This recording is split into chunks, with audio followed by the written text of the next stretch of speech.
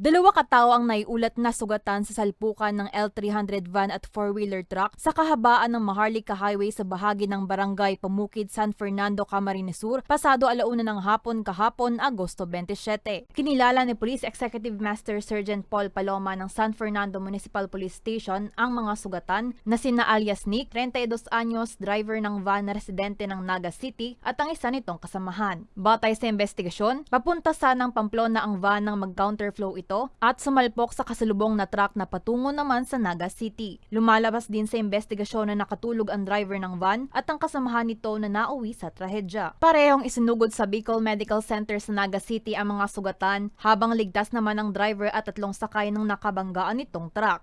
Tumilapon po yung minamanin niyang truck doon po sa palayan sa gilid ng Maharlika Highway. Sa opposite din na po siya. Kung titingnan po natin sa CCTV footage na na-capture yung aksidente is tama lang po yung patakbo. Ang problema lang po, sabi nga ng driver ng kabanggaan nila, kitang-kita nila na yung driver tapos pahinante is parehas tulog. Nagkaroon na rin ng amicable settlement o kasunduan ang dalawang panig.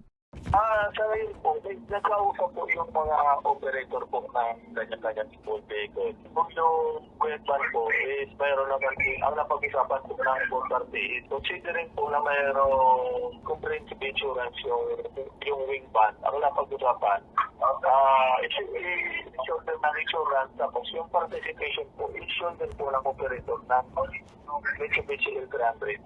Kaugnay nito, muli nagpaalala ang pulisya sa mga motorista na siguruing magpahinga at magkaroon ng sapat na tulog bago bumiyahe para maiwasan ang disgrasya sa lansangan. Para sa mga balitang Tatak, Bicol, El Yanzon.